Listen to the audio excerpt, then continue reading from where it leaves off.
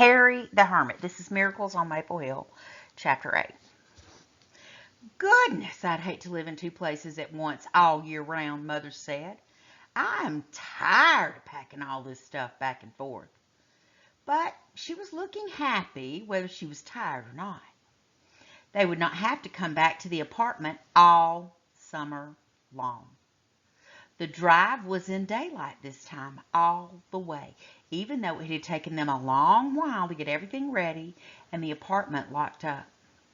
Clear from the bottom of the hill, they could see Daddy come out and wave. "Well, he's got an apron on," Mother said. "He must be getting our supper." And he was. Not only their supper, but Mr. Chris's and Fritz's and Chrissy's besides. He was so busy he forgot to ask whether their report cards had been good or even whether they had been promoted. Of course he was pleased when they told him and said, "I knew there was plenty of reason for a good celebration around this place." When the Chris's came, he was looking hot and red, and as he leaned over the oven. "The one thing I dare fix for a good cook like Chrissy is broiled steak," he said.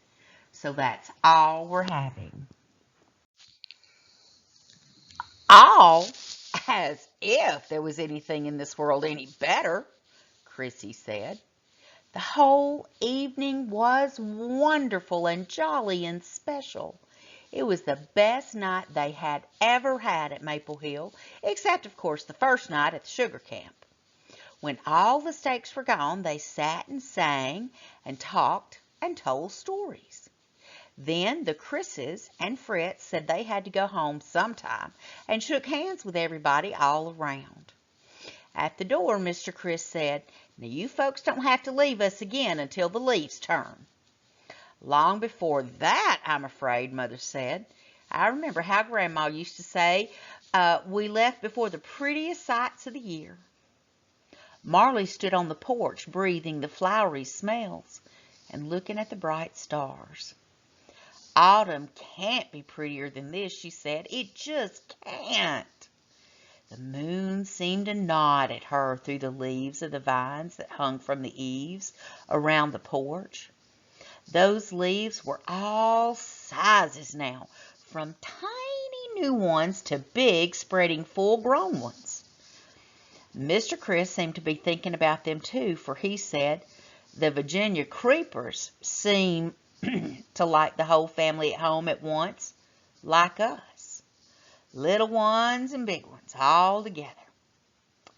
The next morning, Marley lay a long time, just listening. So many different birds singing. Leaves were rustling outside her window. Now that it stood open, she could hear the littlest sound. She could even hear water splashing down the hill, as restful to listen to as the pattering of rain. Now, pattering is that sound that raindrops make as they hit something hard, like something metal. You'll actually hear the drops as they hit.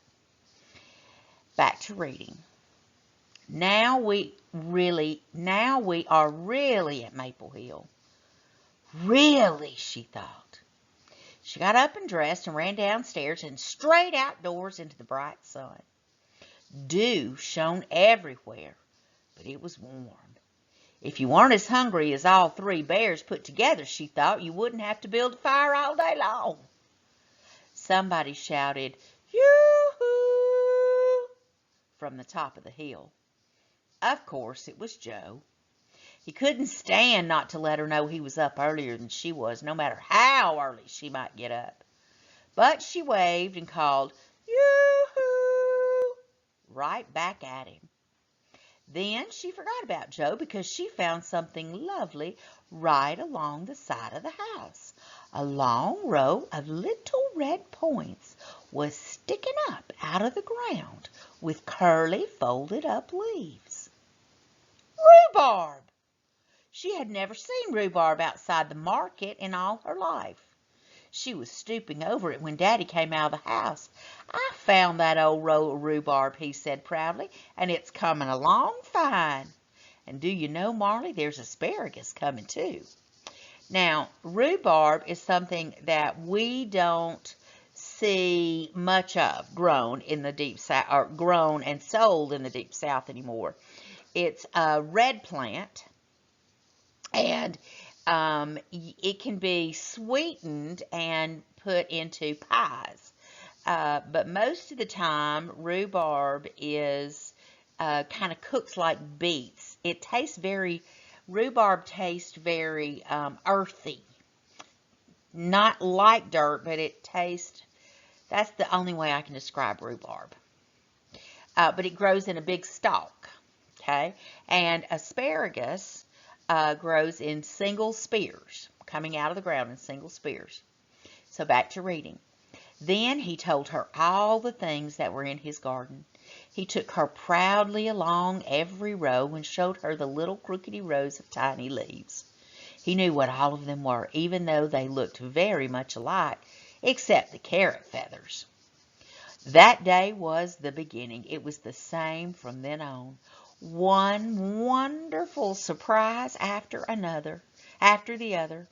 Early spring was not a bit more amazing than early summer, because the big pushing went on and on. Now remember, in several chapters back, Marley had said she was feeling this sense of pushing inside of herself as well.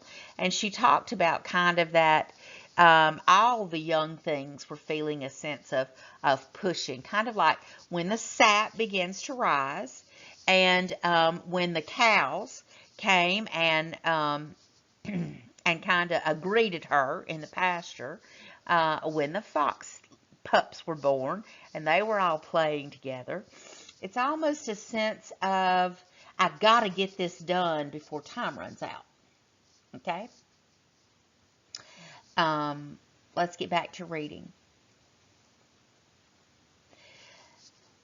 Well, things weren't coming up anymore, but they were getting bigger and bigger and bigger every day. You could practically measure the growing, especially, as Joe complained, when you had to mow the grass. And especially, as Daddy said, when you had to keep after the weeds in a garden. Ferns, which had been nothing but tight, hairy little curls, stood huge along the roads. In Mother's flower garden, she kept finding things that Grandma had loved. Buds, and then yellow roses appeared on the bushes by the porch. Weeks before, there had been daffodils springing up among the old weeds, and fragrant hyacinths and blue flags.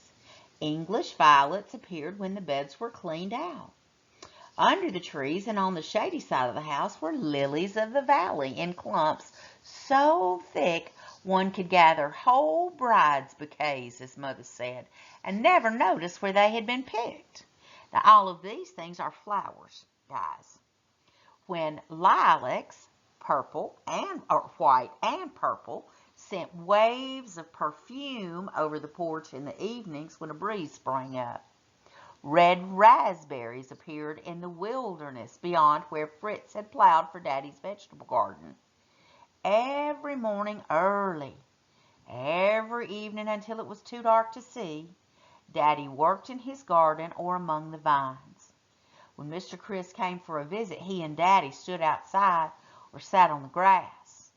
They never seemed to run out of, they never seemed to run out of talk about seeds and weeds and bugs and sprays and fruit, as Mother and Chrissy seemed never to run out of talk about flowers and jelly and jam. I thought Marley asked a lot of questions, Mr. Chris said once, but I think Dale here takes the prize. If Fritz and I don't hump ourselves, he'll be growing vegetables that'll take every ribbon at the fair. Now, let's talk about what he was saying there. If Fritz and I don't hump ourselves, what he's meaning, that again is figurative language. It's not really an idiom because it's not a common term. It's not going to be something that a lot of people say, especially today. It was said a long time ago, more so than it is today, but it means if we don't work hard. So he's saying if we don't work hard, that Daddy is going to grow better vegetables than he and Fritz were, and when they enter him into the fair in the county and for judging, Daddy would win. Let's get back to reading. We'll be gone before the fair, Daddy said. He said it as if he'd surely get all the ribbons if he wasn't gone. And no wonder the way things grew for him. Fritz even seemed a bit jealous about Daddy's garden. This place hadn't been planted for a long time, he said. It's fresh and rich. Once in a while, Fritz came by and said Daddy had worked long enough, and then they went fishing. Of course, Joe went too. And Mother and Marley had, as Mother said, a fine female time. They didn't have to cook perfect pots of things every meal, but ate up all the leftovers. Then, when the men came home, they ate fish. Wonderful, sizzling pans of crisp little fish. Fritz always got some, whether Daddy did or not, and Joe, Fritz said Joe was a born fisherman. Maybe, Marley heard Daddy say to Mother one warm summer night as they sat over their plates of fine little bones, it's still possible for a family to live entirely off the land. Entirely? Mother asked and shook her head. What about shoes? Marley knew what Mother meant. Plenty of things didn't just grow. Every time there was talk about living off the land, somebody ended by saying, how'd those people manage in the old days going right out into the wilderness the way they did? One night, Mr. Chris told them a story of two little boys who were the very first white people to spend a whole winter in this very valley. Their mother was a widow with lots of children and a cow. She brought her family and the cow to start a farm, arriving in the spring. When winter came, she went back to a far-off town where she lived, leaving two of her sons to keep the cow and the little house they had all built together. The boys managed fine, I guess, Mr. Chris said. The older one was 14. The next spring, the family came back again. Then they stayed. You can see that family name all over this country now, on dozens of mailboxes. I could do it easy, Joe said, if I had a house and a cow. And, of course, a gun, Fritz said. There's an old fella near here who lives about like that, Mr. Chris said. We call him Harry the Hermit. Lives at the end of the mountain, south, just above that pond where the ducks landed. If you call it living, Chrissy said, and held her nose, he has goats. Folks say they live right in with him in the winter. The next morning, Marley was not a bit surprised to see Joe headed south. I wish I could see the hermit too, she thought, enviously. Enviously is kind of like jealously. And then she had an idea. Why not? She could just start out after Joe, keeping him in sight and not calling her anything. He hadn't asked her, but if she just came, what could he do? She found she could go fast enough to keep him in sight, except just over the tops of the hills. He wasn't hurrying. Past Chris's place, he turned on a little road, and pretty soon, sure enough, there was a lovely pond. Joe walked around it, looking in and stooping down, and for a while she thought maybe he wasn't going on at all. But pretty soon he started out again. Then he stopped by a tipsy mailbox, gazing up a hill. First, there was a wide meadow without any trees, just waving grass. Beyond the meadow stood a little house. Behind that was a still littler barn, which looked queer in Pennsylvania, where barns were usually 10 times bigger than their houses. A steep, rocky path came straight down the hill, ending at the mailbox where Joe stood. She saw Joe walk around the box looking for the name, maybe. Then he looked at something in it. A letter? Surely he wouldn't look at anybody else's mail. There were laws and things to keep people from doing that, and in full sight of the house. She decided to call him. It was time he knew she had come along. He didn't seem in the least surprised to see her. When she came walking down the road, he said, "Didn't you think I saw you? I knew you were following me all the time. But look here, Marley, what do you think of this?" There was a note standing in the box against a little pile of honeycombs. The note said, "Take honey, leave money. Gone for the day." Lying beside the note was a quarter and a nickel. "He sure trusts people, doesn't he?" Joe said, and gazed up toward the house. "If he's gone for the day, why don't we just look around?" There was never in this world a more wonderful place for looking around. The house was of wooden planks, very plain, painted gray. The back door stood wide open, and flies buzzed gaily in and out of the holes in the screen. "Don't stand looking in," Joe Marley said. "I don't think it's polite to look into people's houses when they're not home." But Joe went on standing there, looking and looking. Pretty soon he turned and to her and said, "If you want to see something interesting, come look. Fritz told me this old man makes wooden chains, and there are dozens of them, all sizes, hanging over the walls." So she looked too, and when they turned away from the house, they saw another chain standing against a huge oak tree in the yard. It was only partly made from a log as long as Joe and a half, as Mr. Chris would say it. The huge links were only partly cut out, so it looked rather like one of the totem poles in the museum, scallops going down four sides. "You can tell how he makes them from that one," Joe said, excited. "Fritz tried to tell me, but I couldn't see what he meant." The hermit showed him how. See, each scallop and its opposite scallop will make one link for the chain. When the wood's all cut out, the links are free.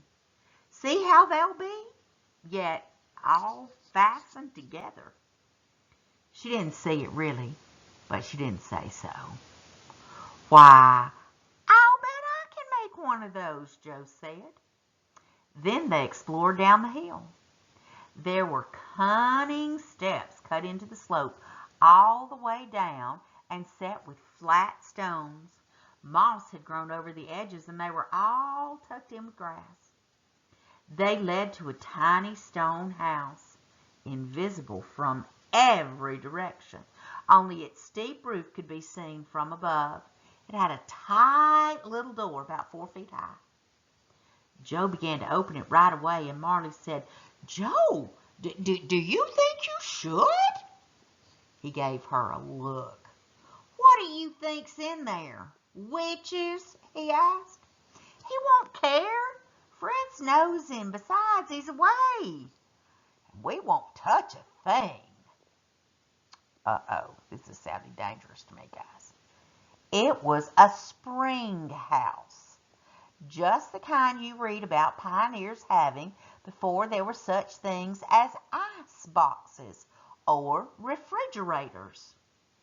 There was a dipper hanging on the wall made from a gourd, and around a deep, dark pool of water were set those same flat stones. The opening where water was dipped up was no bigger than one bucket on its side. All around the edges on clean, damp stones were honeycombs and lovely, neat, round, light yellow cheeses.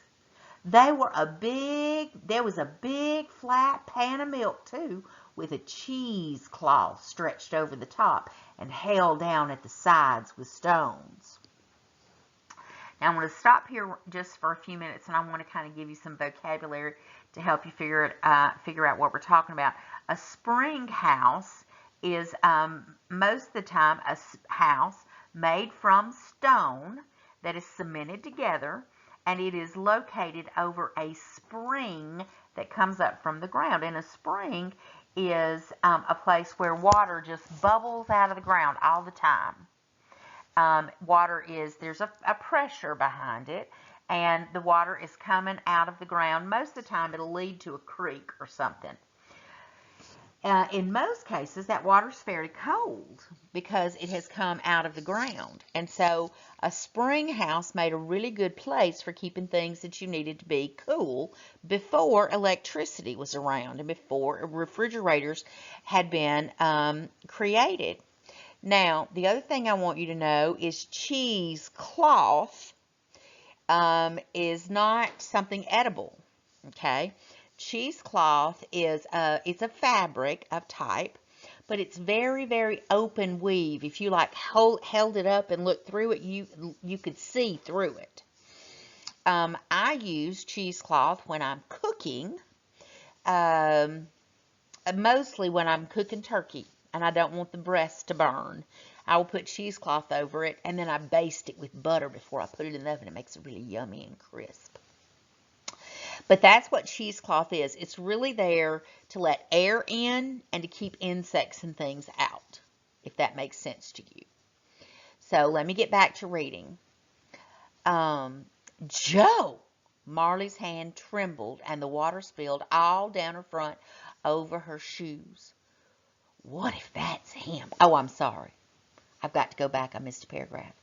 It was like looking at long ago. Marley stooped down and dipped up a dipper full of water. It was clear and cold. Suddenly, just as she was about to drink it, they heard somebody coming down the steps. Joe! Marley's hand trembled, and the water spilled all down her front over her shoes. What if that's him? And here we... He gave her his strongest, for heaven's sake, shut up look. And she did. They stood absolutely still, and water went drip, drip, and the steps came nearer. The rocks clicked as if whoever it was had huge nails in his shoes. Marley wished she could shrink away like Alice did in Wonderland so she could hide behind one of those cheeses or behind a stone, anywhere. The footsteps stopped. Absolute stillness. Marley held her breath and noticed Joe's deep, steady breathing close beside her. A squirrel ran past the door, which stood half open, then came back and glanced in and ran off again. After a long time, Marley whispered, Where did he go? Did he go away? She saw Joe swallow. The steps coming were not nearly as bad as the silence since they stopped. Joe looked up as if searching for a window or a crack in the walls, but there weren't any. The only light came from the door. Marley knew why he looked. He felt as she did, as if they were being watched. They waited again. Nothing. Then Joe whispered, I'm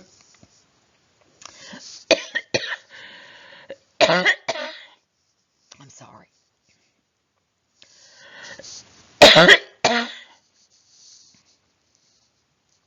I'll look. And moved carefully to the door. He jumped back.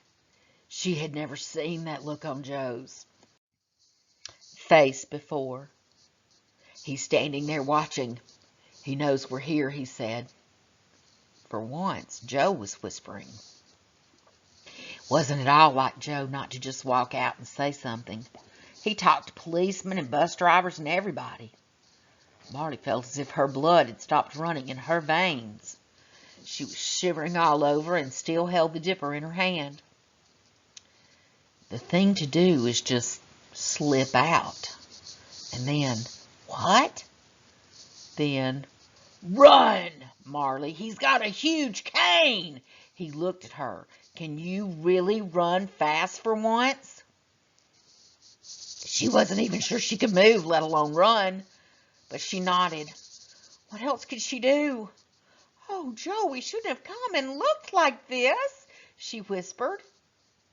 Joe slid toward the door again, beckoning for her to follow. Now, I'll jump out and start down the hill, and you come on after as fast as you can. Don't look up the steps or anywhere. Just run, he said. She felt paralyzed, but she found that she could move. She slid after Joe along the cold, drippy stone wall so close she touched him. He got to the door, and she heard him take a deep breath. Then he leaped out into the sun and ran. She went after him, stumbling and running and half falling down the next steps, which went to a little dam, and then streaking over the meadow. The hermit shouted after them. At the bottom of the meadow, they went under the wire fence.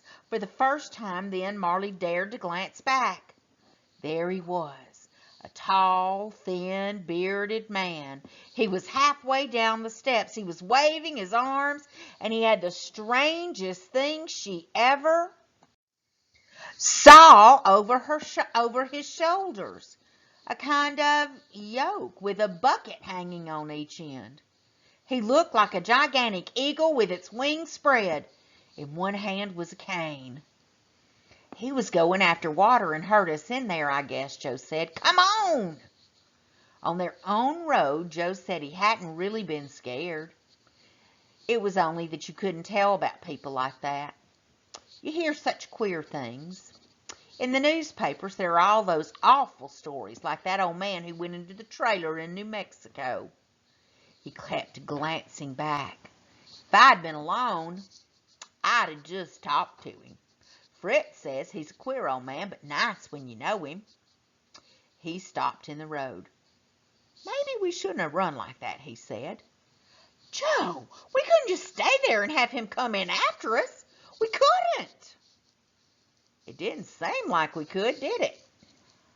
Joe looked awfully bothered. Until after, I didn't think of anything else we could do, but now, he stood still. I'm about to go back, Marley. That was a dumb thing to do, just running like that. I was thinking about you.